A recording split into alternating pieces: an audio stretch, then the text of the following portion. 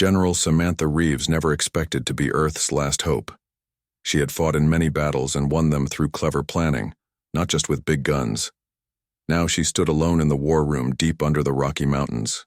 This was humanity's last working base. Outside in space, the massive ships of the Talaxian Armada moved into position around Earth. They were the military force of the Galactic Empire, and they had come to end the human race.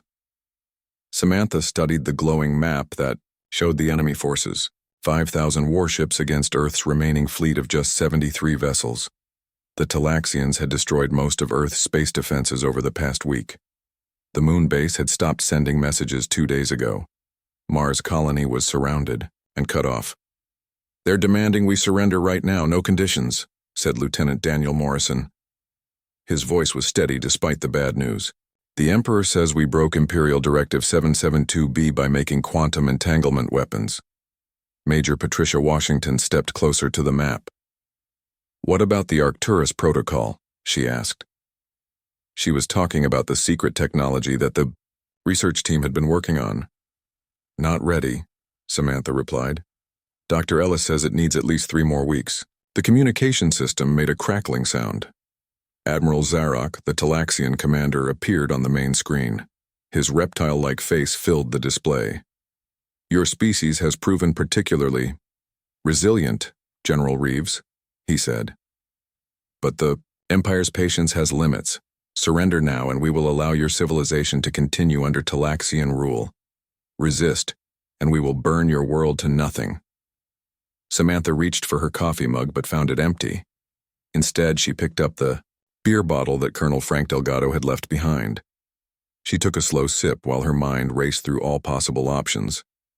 "Sir," Lieutenant Morrison whispered. "What are your orders?" The general put the bottle down carefully. "Tell our remaining ships to move back to defensive position Delta. Then contact Dr. Ellis. Tell him he has 24 hours, not 3 weeks." She turned to face the screen, her face showing no fear. "Admiral Zarok, please wait while we think about your generous offer." As soon as the alien's image disappeared, she turned to her shocked officers. "I need every pilot we have, every ship that can still fly, and I need our best engineers to attach the Arcturus prototype to the USS Defiant." "But General," Major Washington protested, "the Arcturus system hasn't been tested at all.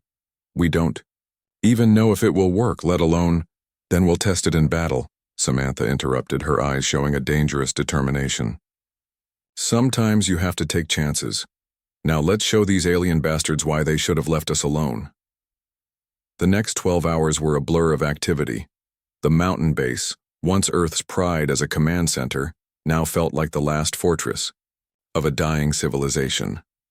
Officers and soldiers moved with grim purpose, carrying out what might be humanity's final military operation. Dr. Nathan Ellis had not slept in 3 days. His team worked frantically in the lab section, trying to make years of research work in hours. The Arcturus device wasn't meant to be used yet. It wasn't safe, but safe wasn't an option anymore. "We'll need to bypass the safety protocols," he told Samantha when she came to check on progress. His hands shook slightly as he pointed to the device's core. "The energy requirements are extreme. There's a good chance it will destroy the ship that carries it." "Then we'll need volunteers," Samantha said. She didn't have to ask twice. When word spread about the mission, every ship captain requested the honor of carrying the device. Humanity might fall, but it would fall fighting. Captain John Williams of the USS Defiant won that honor. His ship was the newest and might have the best chance of getting close enough to the Talaxian command ship. "How will we know if it works?" he asked Samantha during the final briefing. "We won't," she answered honestly. "Either it works, or we all die. But we're probably going to die anyway if we do nothing." Williams nodded. He understood. Admiral Zarok was growing impatient. His massive flagship, the Dominance, moved closer to Earth. The Talaxians had conquered 17 sectors over 3 centuries. They had never failed to crush resistance.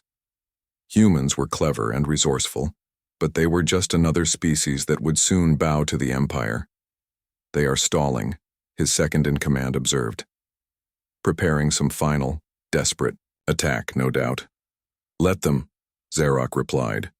It will change nothing. Begin the bombardment of their southern continent as a demonstration of our power.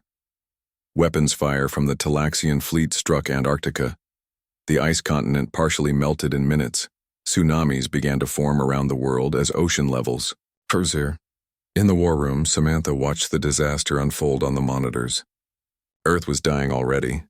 Millions would die from the floods alone. General, the Defiant report's ready, Lieutenant Morrison announced. Captain Williams awaits your order. Samantha nodded. Connect me to all remaining ships. Her face appeared, on the screens of every human vessel still able to fight. From the smallest fighter to the few remaining destroyers, all crews watched and waited. This is General Reeves, she said. Humanity has faced extinction before. From disease, from climate change, from our own weapons. We survived each time because we refused to give up. Now we face an enemy from the stars who thinks we will surrender our home without a real fight. She paused, her eyes fierce with determination. They're wrong. Operation Guillotine begins now. All ships move to attack positions. Squadron Alpha, provide cover for the Defiant.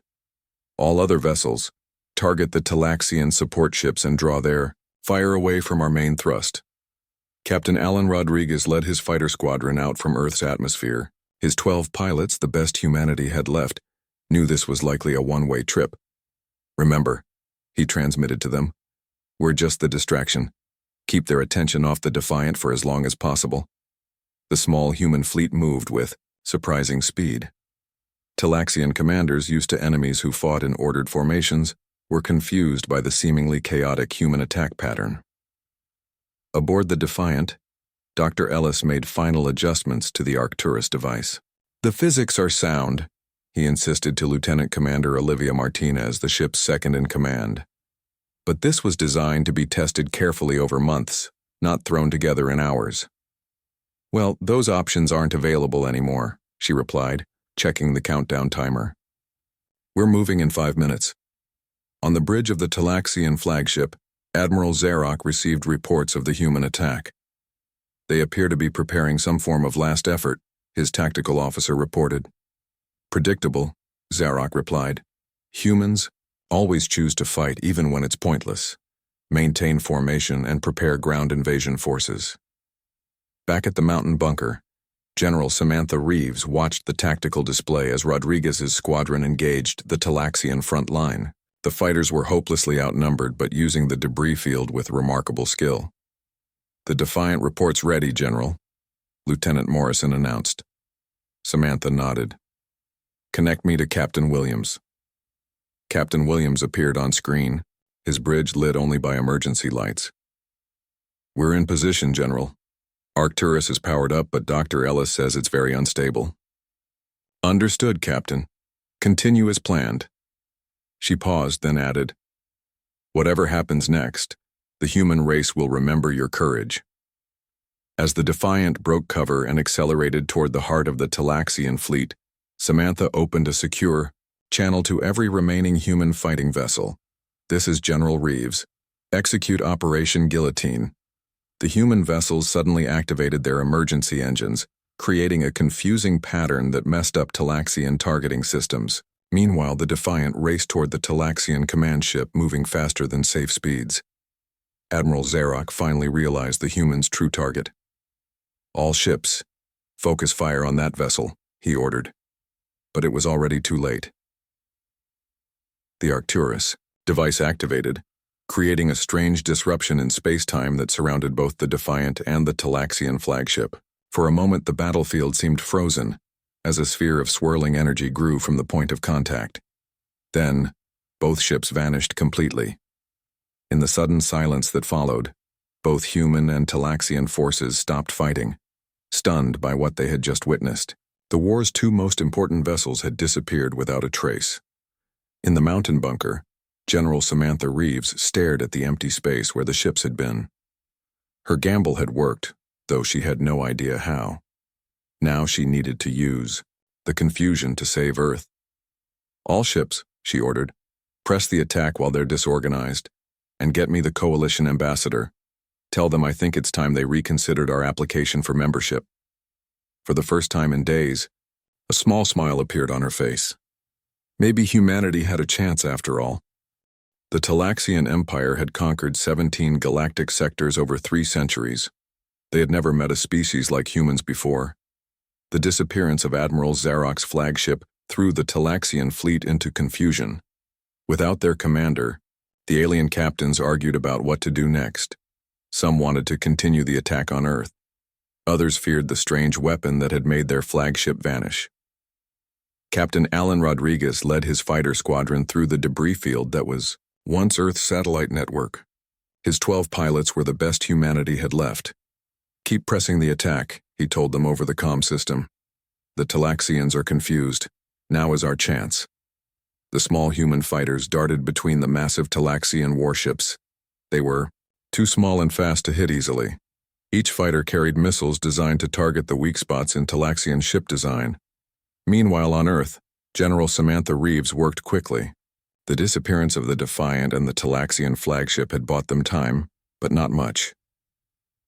"Get me Coalition headquarters," she ordered Lieutenant Morrison, "and tell our ships to keep fighting. We need to show the Talaxians and the Coalition that we won't give up." The Galactic Coalition was a loose alliance of species that opposed the Talaxian Empire. Earth had tried to join for years, but the Coalition had always refused. They said humans were too unpredictable and dangerous. "Maybe now they'll see that's exactly why they need us," Samantha muttered as she waited for the connection. Far from Earth, in a place no human had ever seen, the USS Defiant floated in space. The ship was damaged but still working. "Captain John." Williams looked out the viewports at unfamiliar stars. "Where are we?" he asked Dr. Ellis, who was checking the ship's sensors. "I'm not sure," the scientist admitted. The Arcturus device was supposed to create a quantum tunnel through space-time. In theory, it should have sent us and the Talaxian flagship to another location. "How far from Earth?" Dr. Ellis shook his head. "That's the problem. According to these readings, we're not just far from Earth. We're in another galaxy entirely." The crew of the Defiant fell silent. Another galaxy meant they might never find their way home. "What about the Talaxian ship?" Captain Williams asked finally. "About 10,000 kilometers away," Lieutenant Commander Martinez reported. "They appear to be damaged like us. Minimal power, weapons offline." Captain Williams nodded. "Good. That gives us time to think. Our mission was to remove Admiral Zarok from the battle for Earth. We've done that. Now we need to find a way home." On the Talaxian flagship Dominance, Admiral Zarok was furious.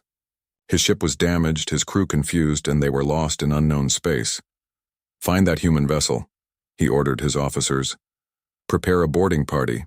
I want to know exactly how they did this and how to get back." The Talaxian engineers worked to repair their engines and weapons. They were far more advanced than humans, but they had never seen technology like the Arcturus device before. Back on Earth, Samantha finally made contact with the Coalition. The alien face on the screen looked surprised to see her. "General Reeves," said Ambassador Kira of the Coalition, "we have received reports of unusual activity in the Terra system. Our long-range sensors detected a quantum anomaly." "That was us," Samantha said plainly. "We used a new technology to remove the Talaxian flagship from the battle. Their fleet is in disarray." The ambassador's eyes widened. "You created a quantum displacement field? That technology is theoretical at best. Even our scientists have not succeeded in creating a working prototype." "Well, we did," Samantha replied. "And now we need your help. The Talaxians will regroup soon. Earth cannot stand alone against their full might." The ambassador seemed to consider this. "The Coalition Council has been monitoring your conflict. They were certain Earth would fall within days. This development changes things. It should change your decision about Earth joining the Coalition," Samantha pressed. "We've proven what humans can do even against overwhelming odds." "Perhaps," the ambassador admitted. "But the Council will want access to this quantum technology in exchange for membership and protection." Samantha smiled. "We can discuss terms, but right now we need immediate military support. The remaining Talaxian forces could attack again at any moment. In space, the human fighters continued to harass the Talaxian fleet.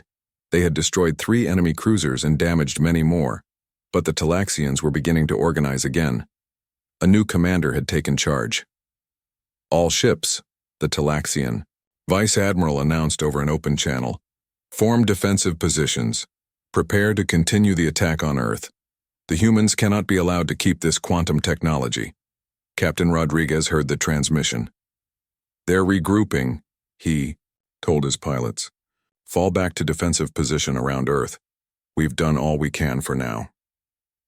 As the human fighters retreated, they saw something unexpected. New ships were arriving in the system. They weren't Talaxian. They were coalition vessels. "Look at that," said Rodriguez's wingman. "I think the cavalry just arrived." 3 coalition battleships and a dozen support vessels moved into position between Earth and the Talaxian fleet. It wasn't enough to win the battle, but it was enough to make the Talaxians hesitate. In the mountain bunker, Samantha watched the tactical display with growing hope. The coalition ships were broadcasting a message to the Talaxian fleet. "Attention Talaxian forces," said the coalition commander. "The planet Earth is now under coalition protection. Withdraw from this system immediately or face the consequences." The Talaxians didn't withdraw, but they didn't attack either. A standoff had begun. Meanwhile, the coalition ambassador continued negotiations with Samantha. "Our ships will protect Earth for now," said Ambassador Kira. "But the Talaxians will return with greater forces. The Emperor will not accept this defeat." "I know," Samantha replied. "That's why we need to act quickly." "How soon can your scientists get here?" "We need to talk about the Arcturus technology." "They are already on their way," the ambassador said. "But there is something you should know.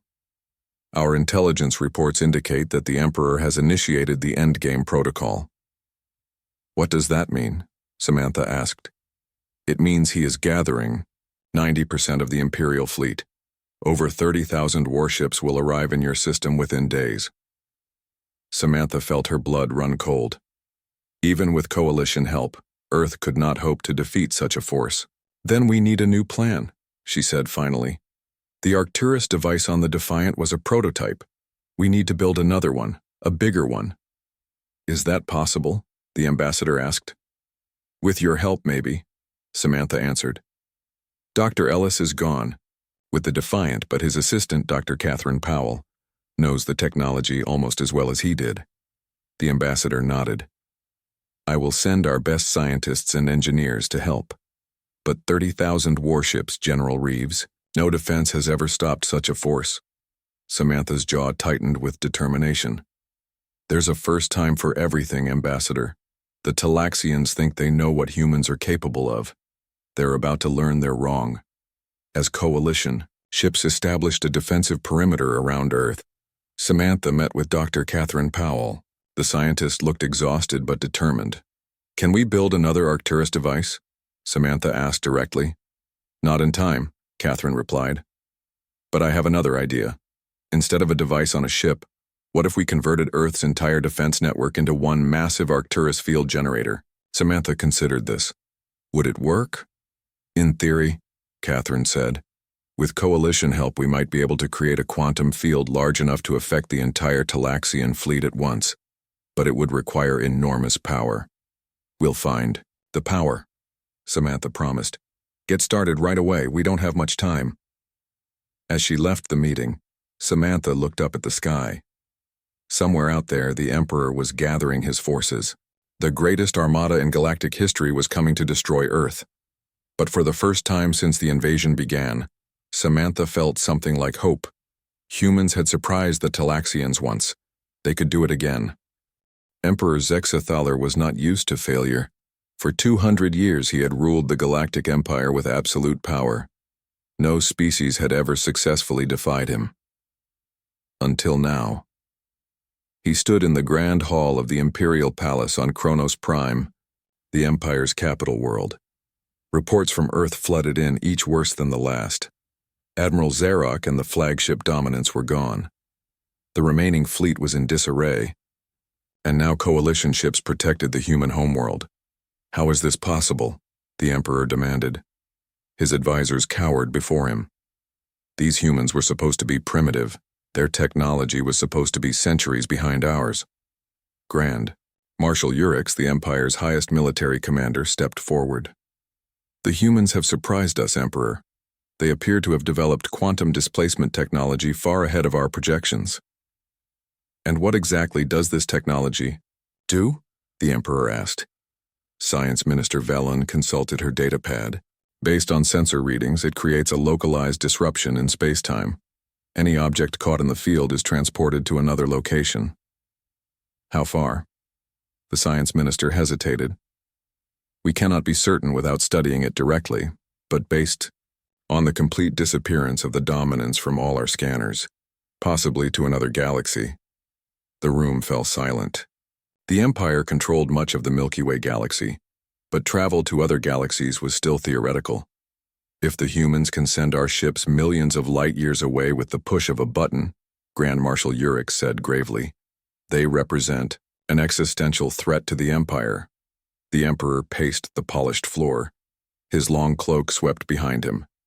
The Coalition's involvement changes things. They must want this technology for themselves.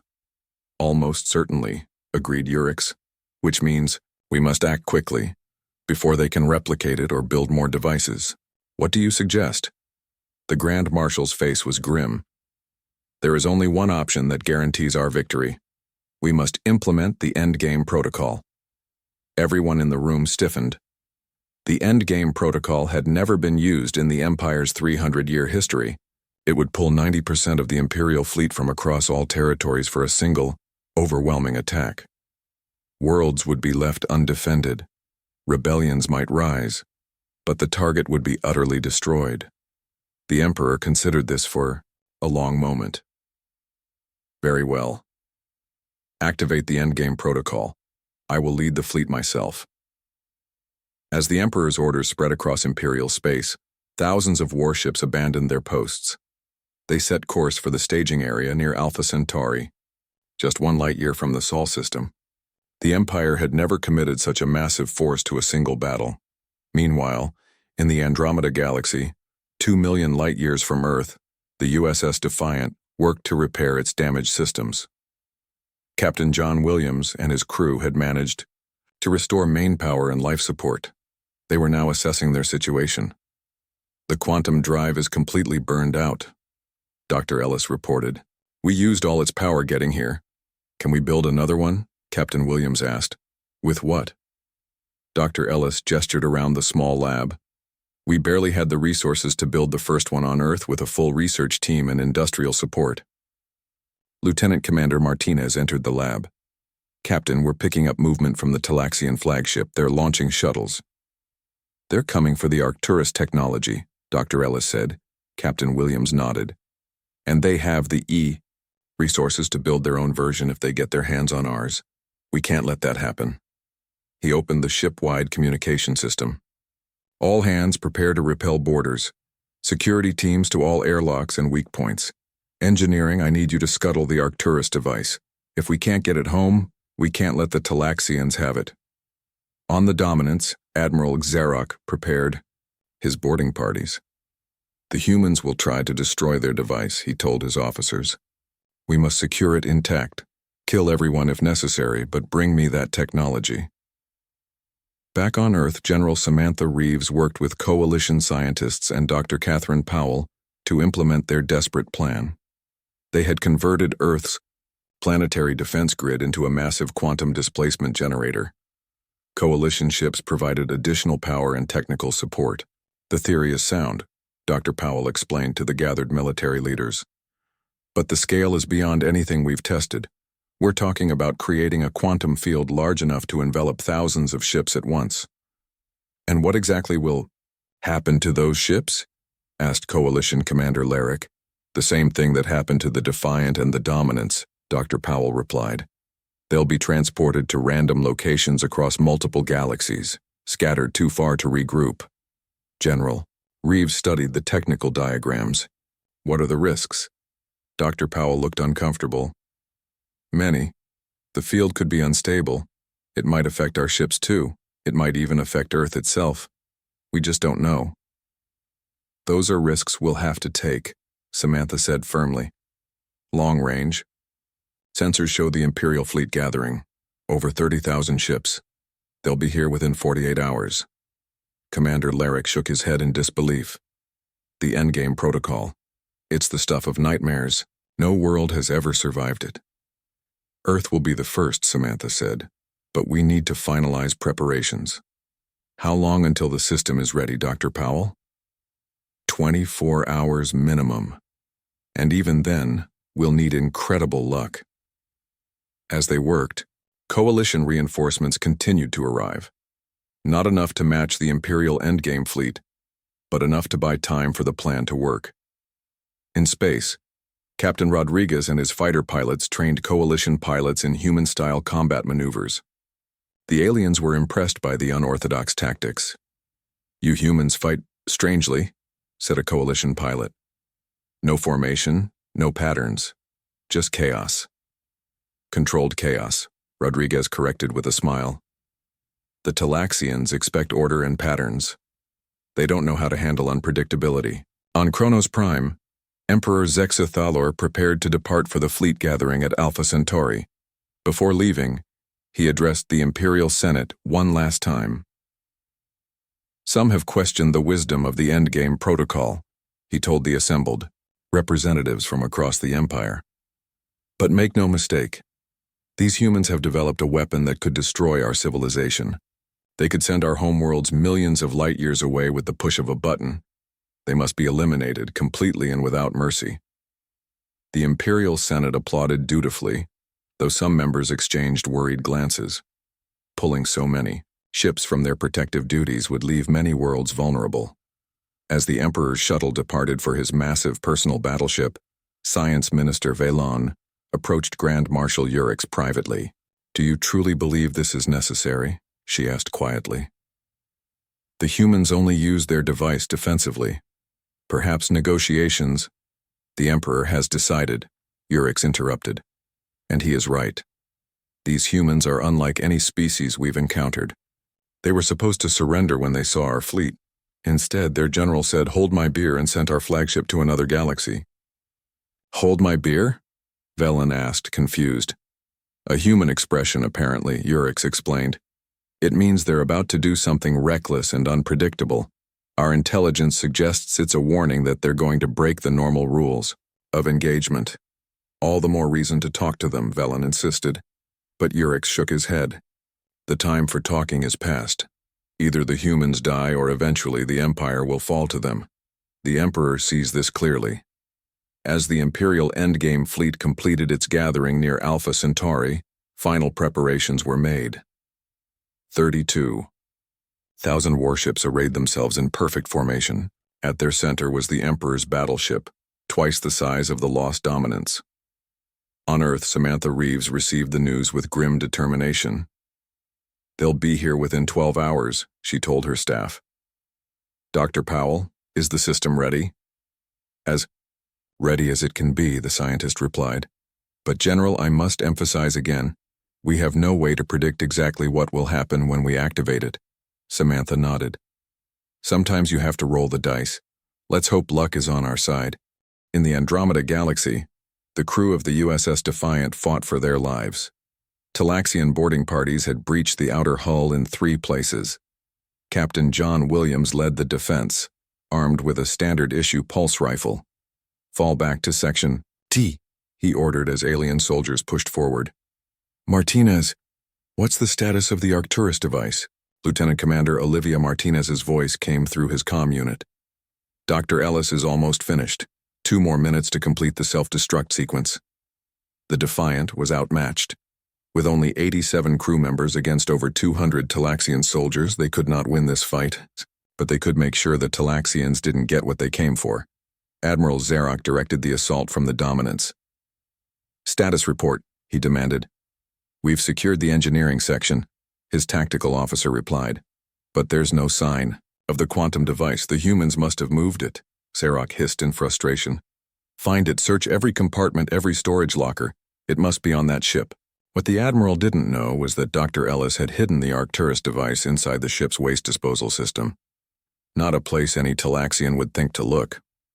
Self-destruct sequence complete, Dr. Ellis told Captain Williams. It's set for 15 minutes. That should give us time to reach the escape pods. Good work, Williams replied. All personnel, begin evacuation protocol. Get to the escape pods. As the crew made their way through the ship's corridors, fighting Talaxians, at every turn, Dr. Ellis stayed behind briefly. He checked the self-destruct timer one last time, then added a final touch. He recorded a message on his personal data pad and left it where the Talaxians would find it. Back on Earth, the Coalition Human Defense Force prepared for the arrival of the Imperial Endgame fleet. Coalition battleships moved into position around Earth, joining the few remaining human vessels. In the command center beneath the Rocky Mountains, General Samantha Reeves reviewed the final details of their plan with Coalition Commander Larrick. When the Imperial fleet arrives, they'll deploy in their standard formation, Larrick explained. A perfect sphere around the target planet. It's meant to prevent any ships from escaping and to allow total coverage for planetary bombardment. Which works perfectly for us, Samantha said. If they surround Earth completely, they'll all be within the range of our quantum field. Ambassador Kira joined them, looking worried. General Reeves, the Coalition Council has sent a final message. They urge you to consider surrender. The Empire might spare your population if you turn over all Arcturus technology. Samantha shook her head firmly. That's not going to happen. The Empire would study the technology, then kill us anyway. Besides, surrender has never been the human way. I thought you might say that, the ambassador replied with a slight smile. That's why I've brought this. She handed Samantha a formal document on a datapad. Earth is now officially a member of the Galactic Coalition. Whatever happens next, you don't stand alone. It was a symbolic gesture, but it meant something. Humans were now recognized as equals by other spacefaring species. Alarms suddenly blared throughout the facility. Long-range sensors detect multiple hyperspace exits, Lieutenant Morrison reported. It's the Imperial fleet. They've arrived. On the bridge of his massive battleship, Emperor Zexathalor watched as his fleet emerged from hyperspace in perfect formation around Earth. 32,000 warships arranged in concentric spheres, the largest military force ever assembled in galactic history. Magnificent, he said quietly. Begin scanning for quantum energy signatures. I want the location of every Arcturus device before we launch the attack. His science officer worked quickly. We're detecting unusual energy patterns across the planet's surface, Emperor. It appears they've modified their defensive grid somehow. In the Andromeda Galaxy, the battle on the Defiant reached its climax. Captain Williams and the last of his crew fought their way to the escape pods. 90 seconds until self-destruct, Dr. Ellis warned as they sealed the hatch of the final pod. Launch, ordered Williams. The escape pod blasted away from the Defiant, joining 11 others that carried the surviving crew members. They watched as the Talaxians continued to swarm over their ship, unaware of the coming explosion. Admiral Zarok was just entering the Defiant's bridge when one of his officers called him urgently. Admiral, we found a human data device with a message. The officer handed him Dr. Ellis's datapad. Zarok read the message and his eyes widened in alarm. All forces evacuate immediately, he shouted into his comm unit. It's a trap. But it was too late. The Arcturus device detonated, not with a conventional explosion, but with a quantum implosion that tore apart the fabric of space-time around the ship. The Defiant. Hundreds of Talaxian soldiers and a section of the Dominance that was too close all vanished in a flash of blue energy. From their escape pods, the humans watched in silence. Did we just create a quantum singularity? Lieutenant, Commander Martinez asked in awe. Something like that, Dr. Ellis replied. The good news is the Talaxians definitely don't have our technology now. The bad news is we're still stuck 2 million light-years from home. Captain Williams looked at the unfamiliar stars. We'll find a way back. Humans always do. For now, let's concentrate on survival. At Earth, the Imperial fleet completed its deployment. 32,000 warships now surrounded the planet in perfect formation.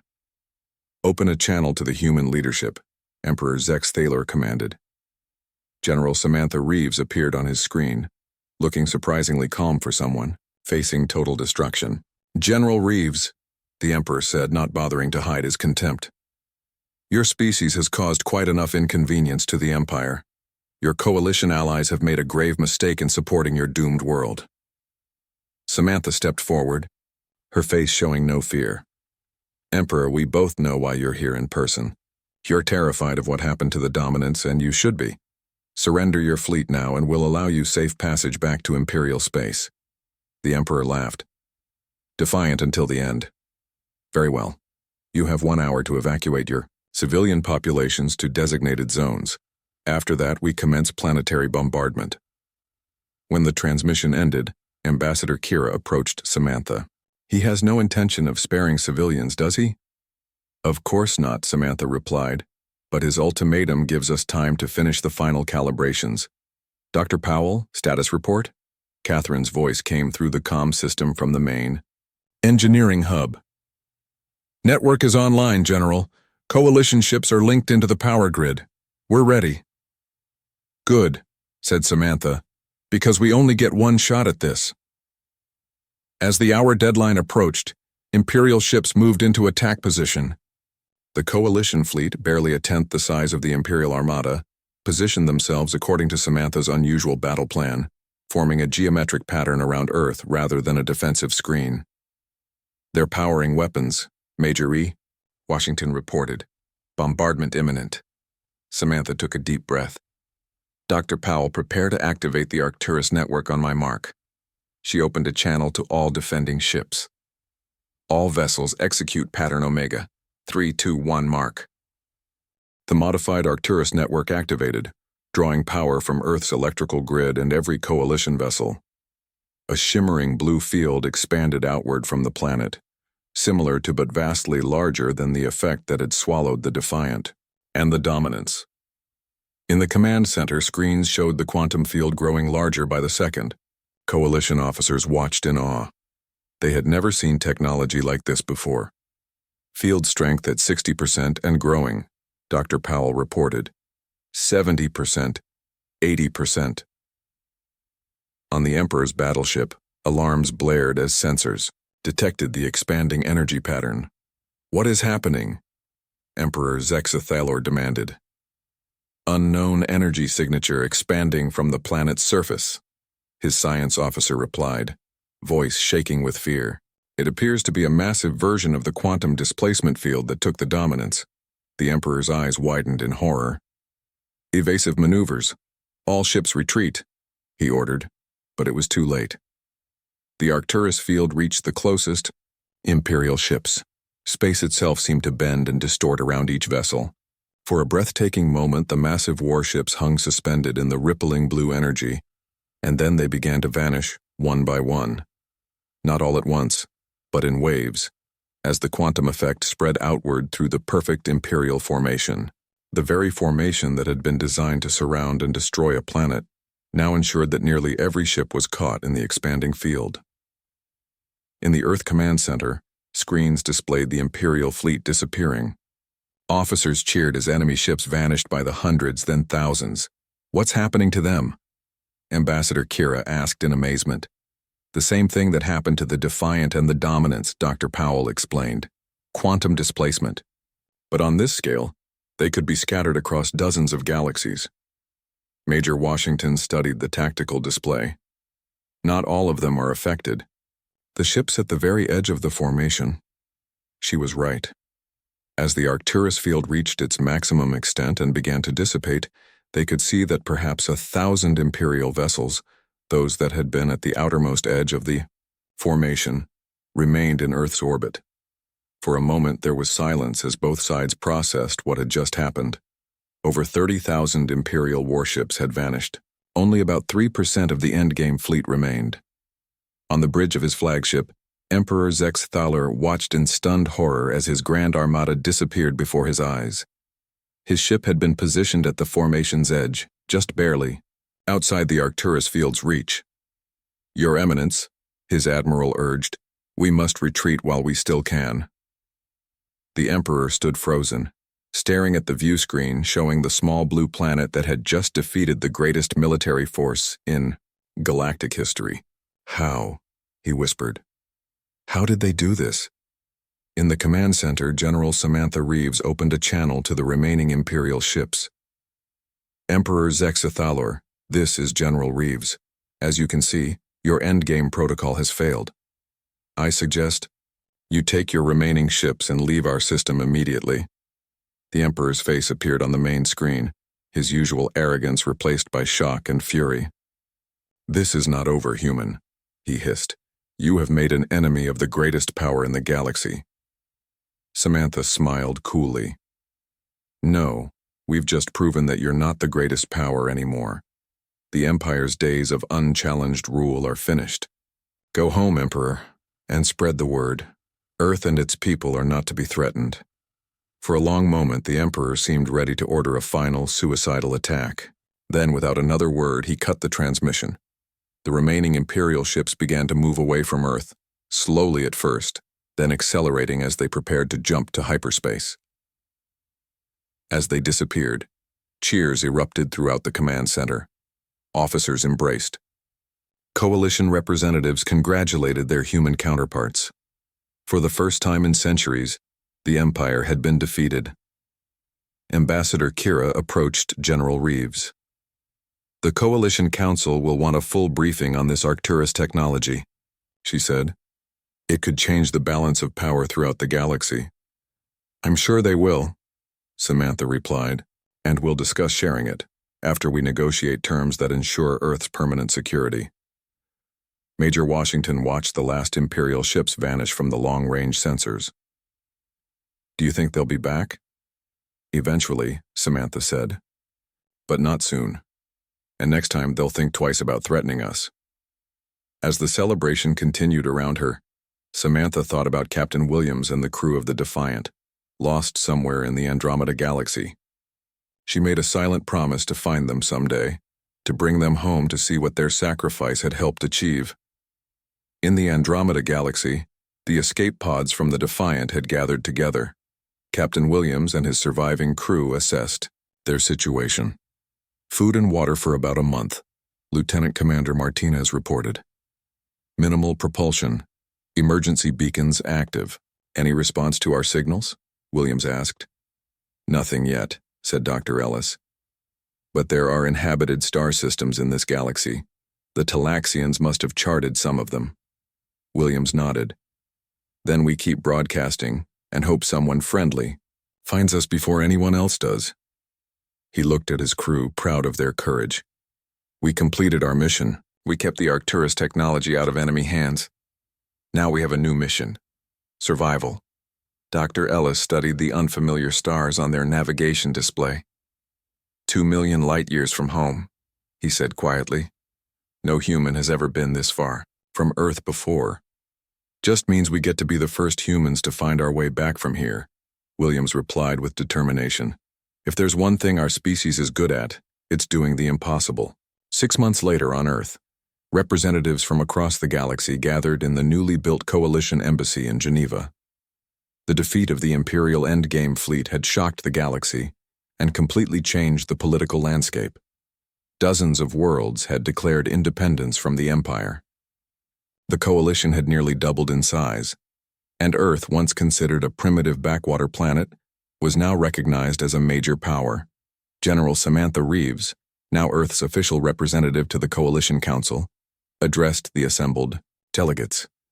The victory we achieved was not just for humans but for all species who desire freedom, she said. For too long, the Empire ruled through fear. We proved that even the most powerful tyrant can be defeated when we stand together. Ambassador Kira, now the Coalition's High Commissioner, added, The battle for Earth will be remembered as the turning point in galactic history, the day when the balance of power shifted forever. After the ceremony, Samantha stood alone for a moment, looking up at the night sky. Somewhere out there, Williams and his crew were trying to find their way home. Somewhere out there, thousands of Imperial ships were scattered across distant galaxies. And somewhere out there, new adventures awaited humanity as they took their place among the stars. Major Washington joined her. Quite a view, isn't it? She said. Hard to believe 6 months ago we thought we were facing extinction, Samantha smiled. Sometimes all it takes is refusing to give up, even when the odds seem impossible. And a good plan, Washington added, with a grin. And that? Samantha agreed, raising a bottle of beer in a toast to the stars. To the impossible odds we've beaten, and to all the ones we've yet to face. As they stood there, a communication officer rushed up to them, excitement on his face. "General, we've just received a transmission. It's from the Andromeda Galaxy. It's the Defiance signal. They're alive." Samantha's face broke into a wide smile. "See? The impossible just keeps getting more possible every day."